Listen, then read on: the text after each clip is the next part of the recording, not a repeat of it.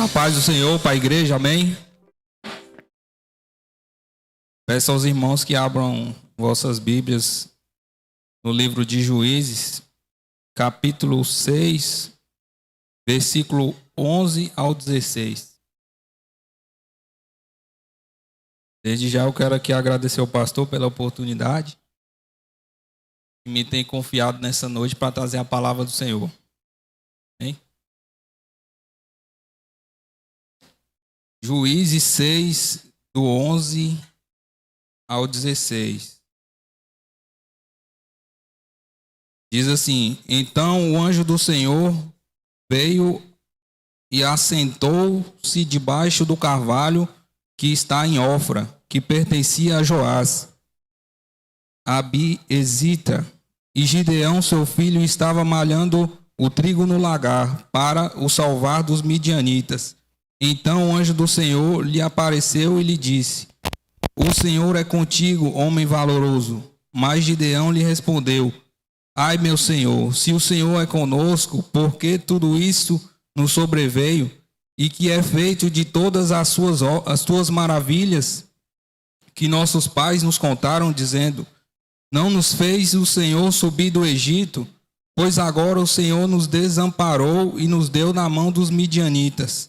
Então o Senhor olhou para ele e disse: Vai nesta tua força, e livrarás a Israel da mão dos midianitas. Porventura não te enviei eu?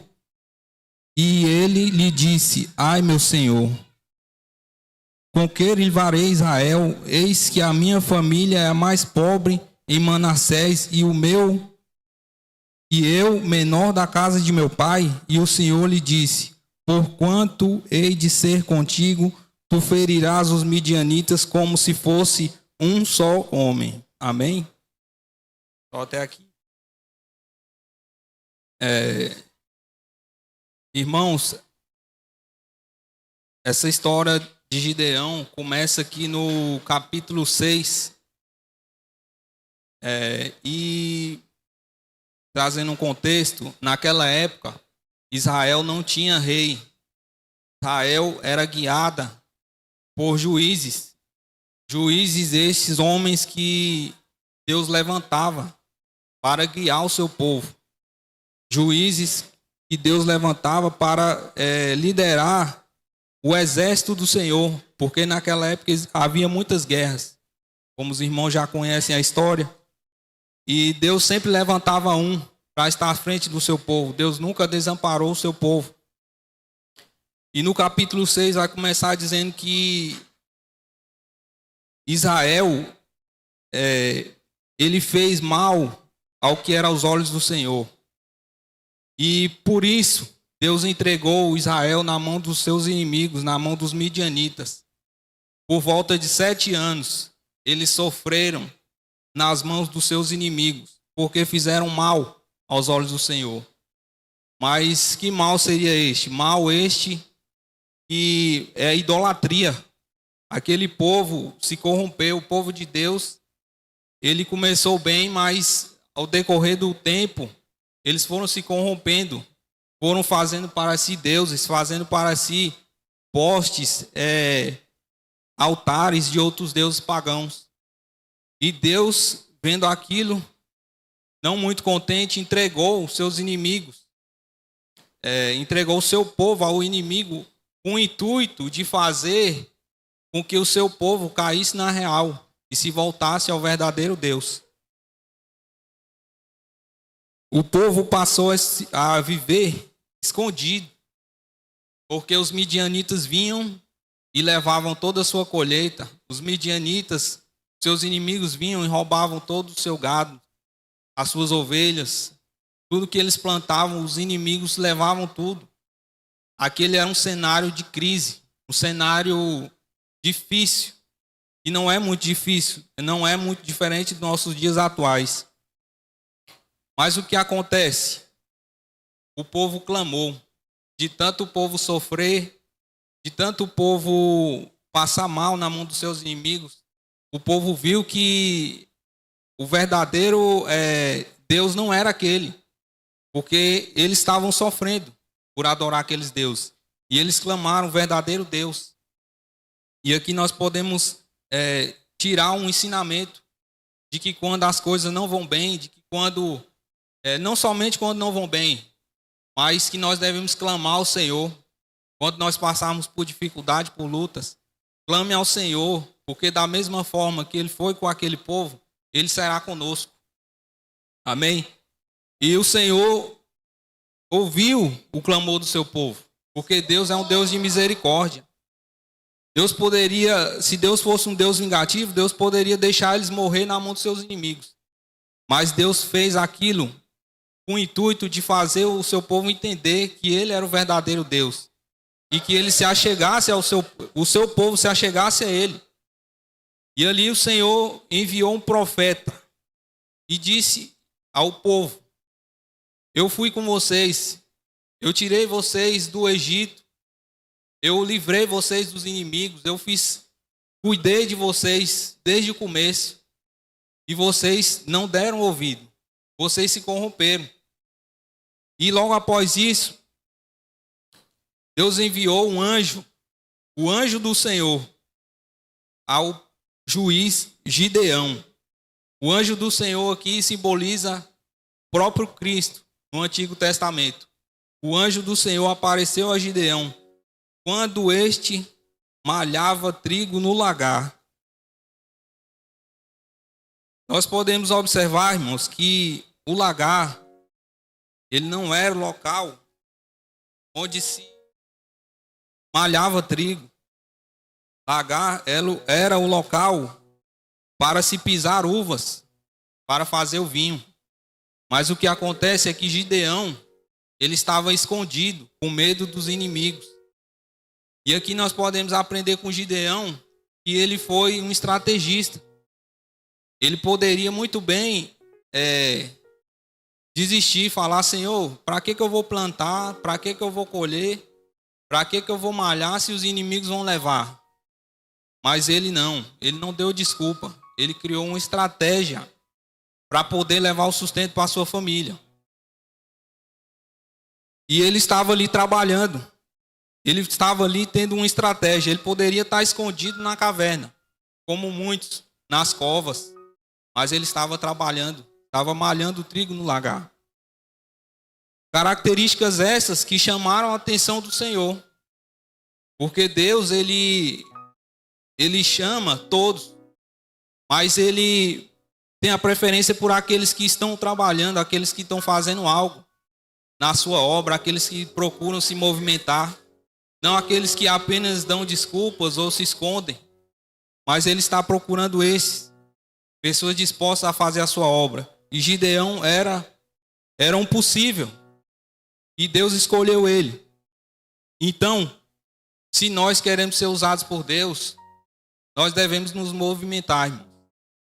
Nós devemos trabalhar na obra. Nós não podemos ficar dando desculpas. Muitas das vezes a gente fala: poxa, o pastor não me vê, mas parado, como que ele vai ver? Mas se nós estivermos em movimento, se nós estivermos trabalhando na obra do Senhor, pode ter certeza que antes dele ver, Deus já viu. E Deus vai tocar no coração dele e você será convocado para fazer parte dessa grande obra, que é a obra do Senhor. E o anjo do Senhor disse a ele: o Senhor é contigo, homem valoroso. Aqui nós podemos entender que o fato de nós passarmos por luta, por dificuldades, não ausenta a presença de Deus na nossa vida. Porque ele chegou a questionar a Deus. Ele falou: mas se o Senhor é comigo, por que nos sobreveio esse mal? Por que nós estamos passando por isso? Estamos sendo saqueados? Se o Senhor é conosco. Quando nós passamos por aflições, é isso que nós fazemos. Nós questionamos a Deus: Senhor, eu sou teu servo, por que eu estou passando por essa luta? Quando chega o diagnóstico, quando chega o desemprego, nós questionamos a Deus: Senhor, por que disso? Mas como eu falei, O fato de Deus estar conosco não ausenta a presença dele na nossa vida. E Deus, através do anjo, disse: o Senhor é contigo. Mesmo com luta, mesmo com dificuldade, Deus era com ele. Assim como Deus era com José. José foi humilhado, foi jogado em uma cisterna. Ele foi vendido como escravo, mas a Bíblia diz: Deus era com ele. Então, mesmo com lutas, com dificuldades, saiba que Deus é com você. Creia somente, porque nós não entendemos o trabalhar de Deus. Não adianta nós tentarmos entender. E da mesma forma que o vinho, para ser extraído, a uva precisa ser pisada. E nós não somos diferentes. Para Deus extrair o melhor de nós, nós temos que passar por certos processos. Processos esses que a gente não entende. Quando a gente está na luta, quando a gente está na prova, a gente não entende, acha que Deus não é conosco. Mas Deus está do nosso lado. E tudo isso tem um propósito. Porque Deus não faz nada por acaso. Deus, ele tem um propósito na dor. Ele não faz isso para nos ver sofrendo, mas o que vai ser extraído de nós? Nós podemos observar que quando vem a luta, quando vem a dificuldade, nós ficamos mais humildes. Nós ficamos mais reflexivos. Nós ficamos mais pacientes. Porque a Bíblia diz isso: através da tribulação produz a paciência. Então, quando vinha a dificuldade, tenha certeza que não é porque Deus quer ver o seu mal, mas é porque Ele quer ver você crescer. Ele quer extrair o melhor de você. Não é à toa que aquele povo clamou por Ele quando estavam passando todo aquele mal. Porque se eles estavam naquela luta, naquela dificuldade, e eles ainda continuavam adorando aqueles deuses pagãos, imagina se Deus estivesse abençoando. Eles não iam querer saber de Deus mais nunca na vida deles. Mas quando Deus os entregou na mão dos inimigos, eles falaram: realmente, o Deus verdadeiro não é esses daqui não. Vamos clamar, vamos pedir. E Deus misericordioso que foi com eles, os ajudou. Deus usou a crise para atrair o seu povo. Gideão, ele chegou a questionar a Deus sobre tudo que Deus tinha feito através do seu povo.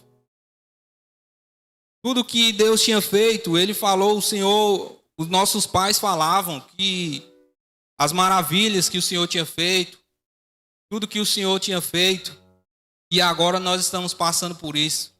Mas Deus queria gerar uma nova experiência na vida dele.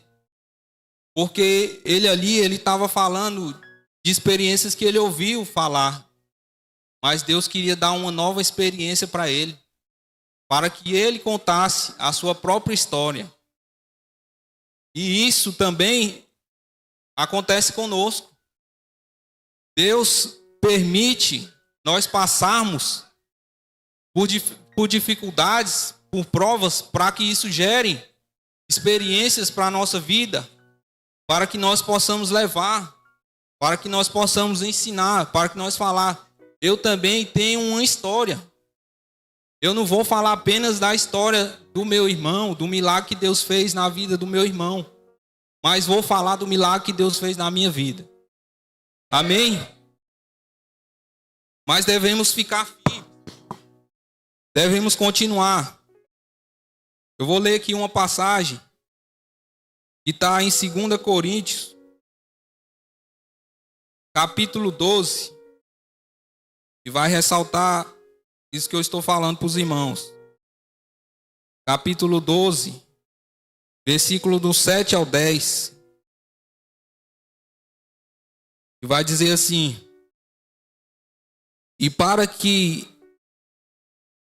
me não exaltasse pelas excelências das revelações, foi-me dado um espinho na carne, a saber, um mensageiro de Satanás para me esbofetear, a fim de que não me exaltar, acerca do qual 3 vezes orei ao Senhor,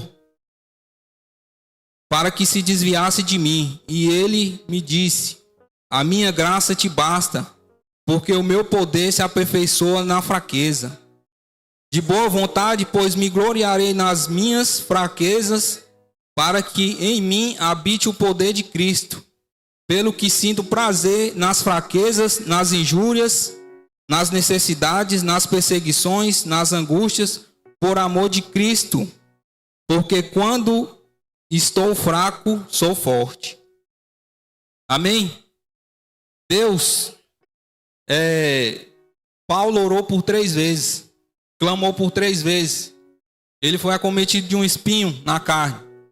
A Bíblia não relata exatamente o que isso quer dizer, mas nós podemos entender que era algo que o fazia sofrer, era algo difícil para ele.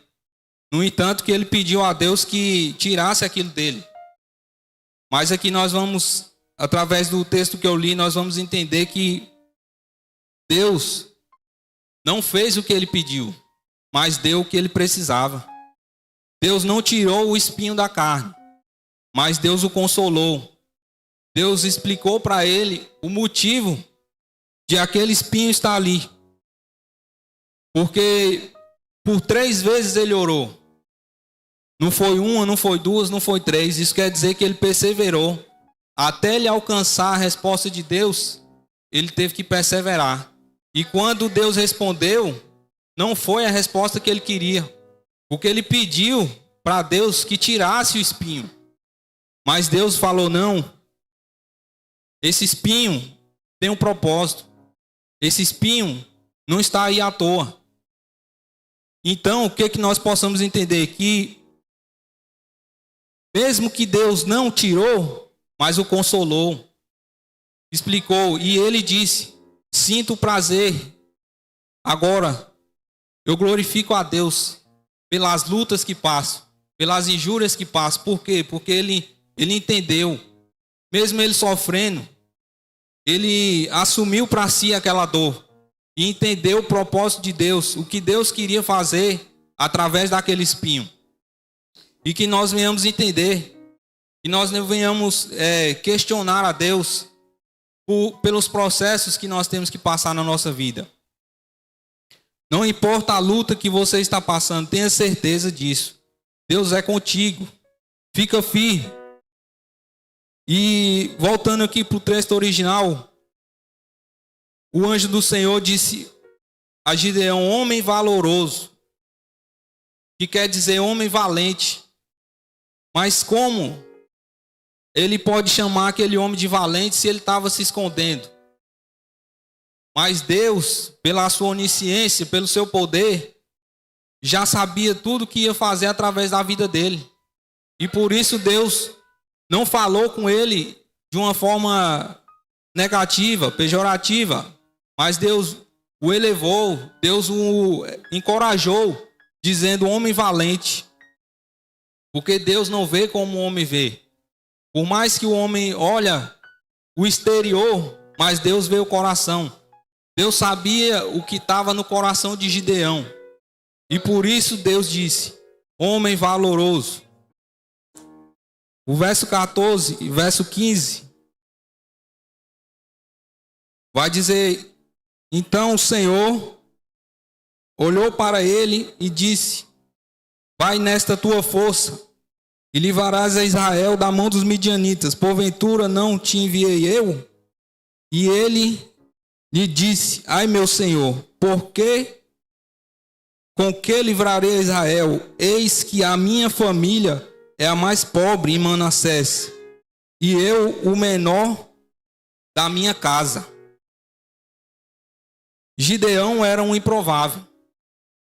Gideão, ele tinha uma família pobre, era uma das famílias mais pobres de Israel. Mas mesmo assim Deus o escolheu. Eu vou contar um breve testemunho aqui, eu acho que o pastor lembra. Há cerca de uns 2 anos atrás, o pastor trouxe uma revelação de Deus falando assim: Deus vai começar a usar os improváveis. E quando ele falou, eu senti, eu faço parte. Porque quem me conhece sabe que eu não sou muito de me expor, não sou muito de, né? Mas eu obedeci o chamado de Deus, né? Porque eu sei que não sou eu, mas é Deus que faz através da minha vida. Então, eu era um improvável, mas estou aqui fazendo a obra do Senhor. Amém? Então, não se sinta incapaz. Na obra do Senhor tem espaço. Porque a palavra diz que grande é a seara e poucos são os ceifeiros. Então, você tem espaço nessa obra. Você pode se alistar nessa obra do Senhor. Tenha coragem. Tenha força. Não desanima. Continua firme. Eu quero trazer um versículo aqui, reforçando o que eu acabei de dizer. 1 Coríntios 1, 26 ao 29. Que diz assim: porque vedes, irmãos, a vossa vocação, que não são muitos os sábios, segundo a carne, nem muitos os poderosos, nem muitos os nobres que são chamados, mas Deus escolheu as coisas loucas deste mundo para confundir as sábias. E Deus escolheu as coisas fracas deste mundo para confundir as fortes. E Deus escolheu as coisas vis deste mundo e as desprezíveis e as que não são para aniquilar as que são, para que nenhuma carne se glorie. Então, irmãos, não adianta nós queremos entender a Deus, porque Deus, ele pega as coisas que não são para confundir as que são, para que ninguém se glorie, para que ninguém se ache melhor, para que ninguém ache isso aconteceu porque eu estava lá, mas para que nós venhamos nos humilhar e saber que é Ele que está no trono, que é Ele que faz a obra por completo. Nós somos apenas instrumentos na sua mão. E no verso 16 de Juízes, voltando aqui para o texto, vai dizer: e o Senhor lhe disse: porquanto eu hei de ser contigo, tu ferirás os midianitas como se fosse um só homem. Isso quer dizer o quê, irmãos? Que se Deus está com você, já é maioria. Não precisa de mais ninguém, irmão. Se Deus for contigo, como o pastor Daniel diz, você e Deus é maioria.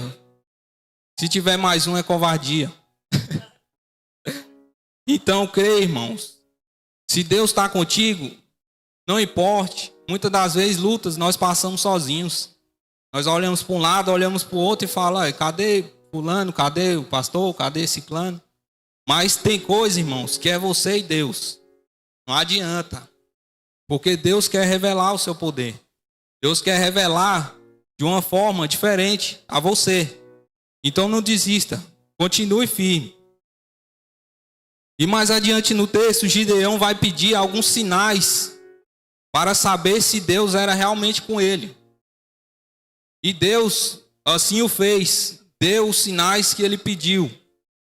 Gideão era medroso, mas após o encontro com o Senhor, se tornou um homem valente.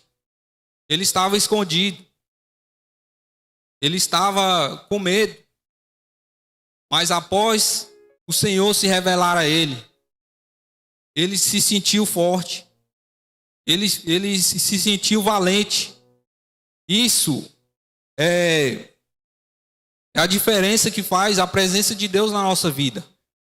Nós nos sentimos fracos, nós nos sentimos cabisbaixos. Mas quando Jesus entra, quando Deus entra, tudo tem que mudar. A força vem, o ânimo vem. porque é Ele que nos fortalece, é Ele que nos anima. O verso 16, ou verso 25 e 26, Deus vai dar uma tarefa. A primeira tarefa, Deus vai dar a Gideão.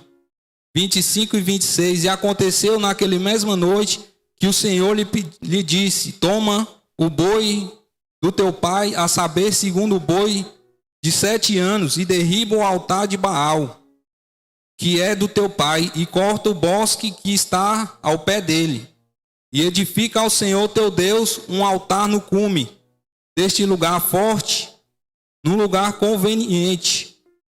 E toma o segundo boi e oferecerá em holocausto com a lenha que cortares do bosque. Aqui, irmãos, Deus está retornando ao lugar que ele não deveria ter saído, que era o trono, que era o centro.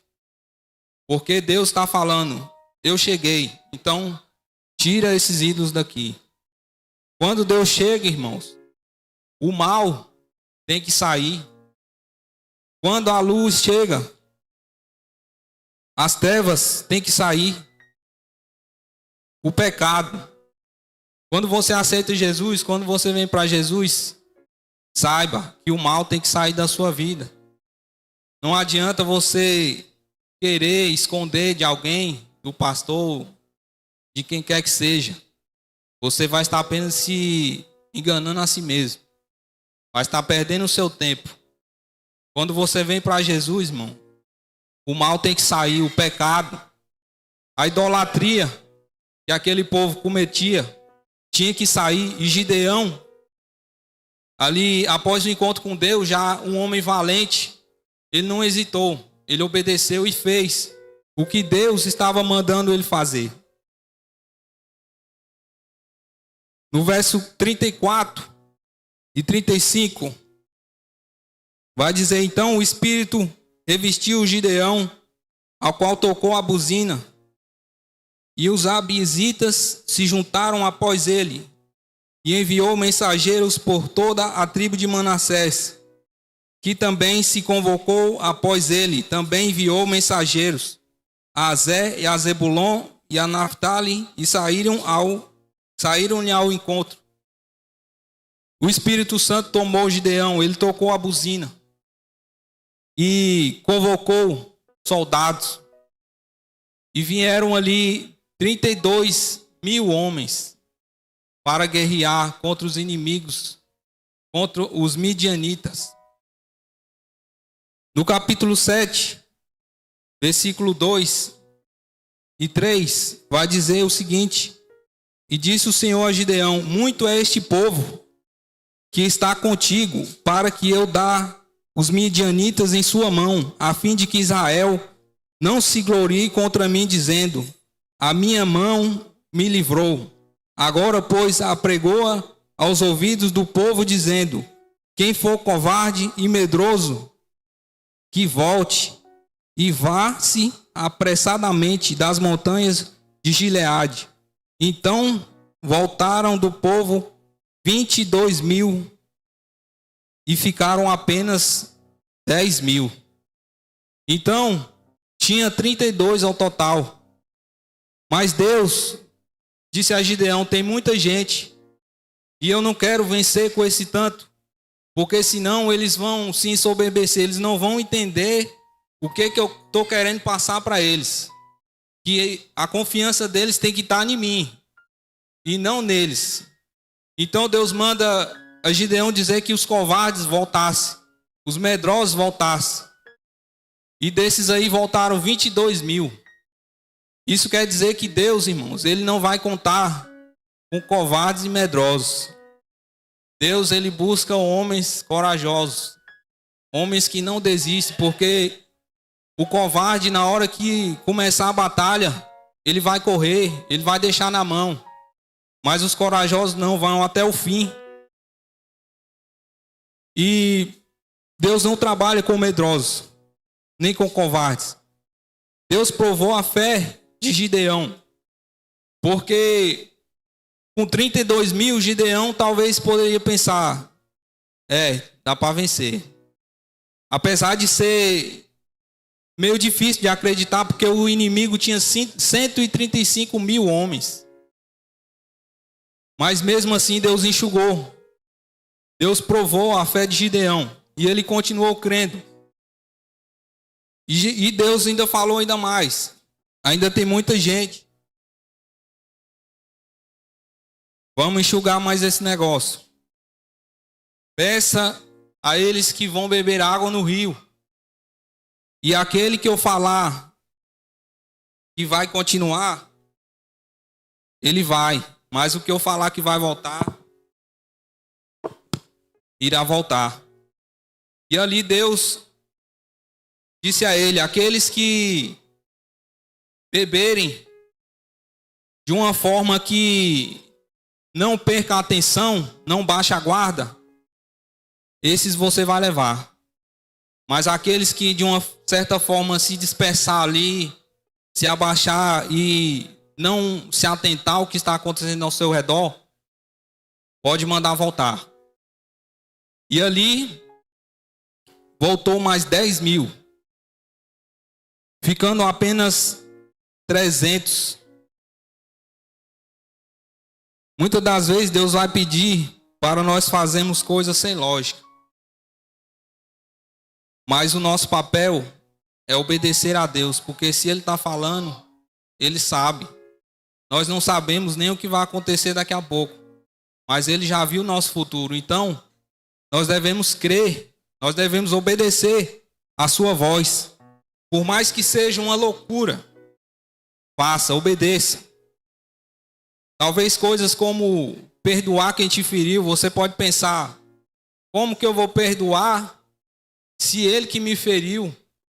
É uma coisa sem lógica. Mas é assim mesmo que Deus trabalha na nossa vida. Quando Deus manda amar o teu inimigo, você vai pensar, mas ele me prejudicou, ele é meu inimigo, como que eu vou amar? São coisas sem lógica. Mas não questione, apenas obedeça à vontade de Deus. Porque Ele sabe o que é melhor para cada um de nós.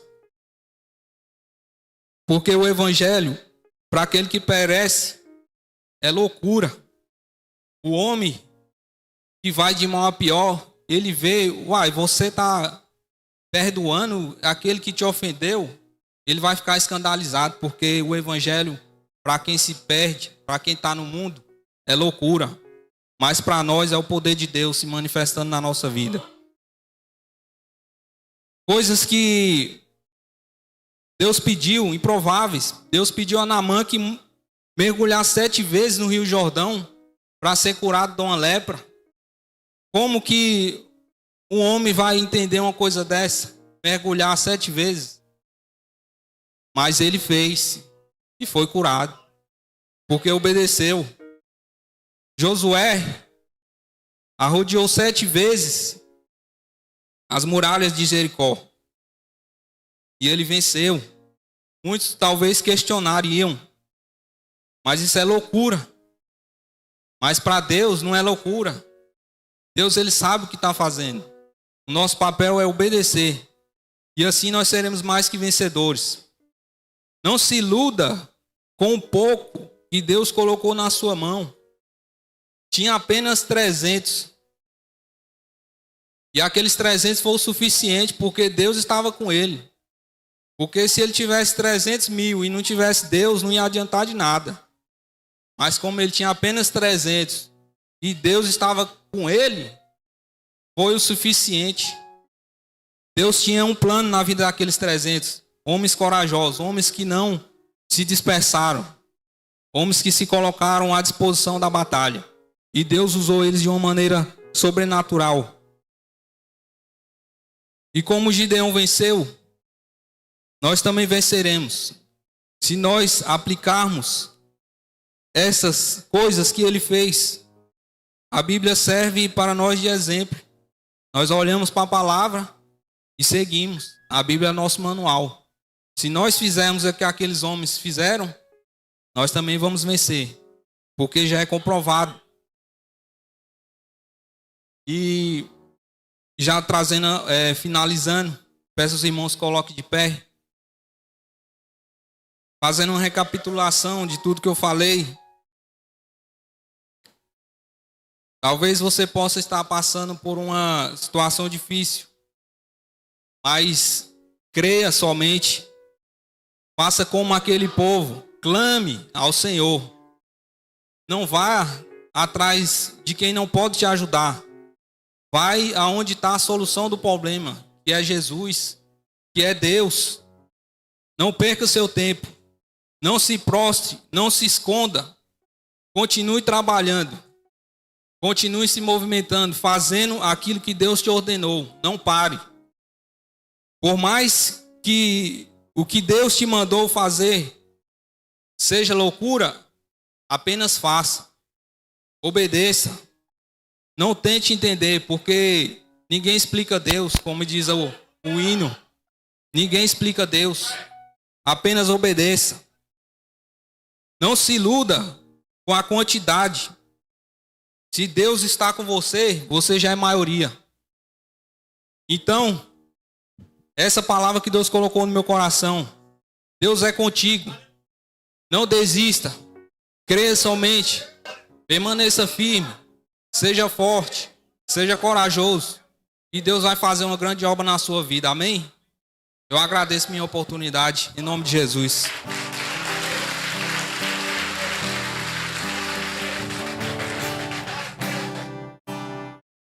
Você pode aplaudir.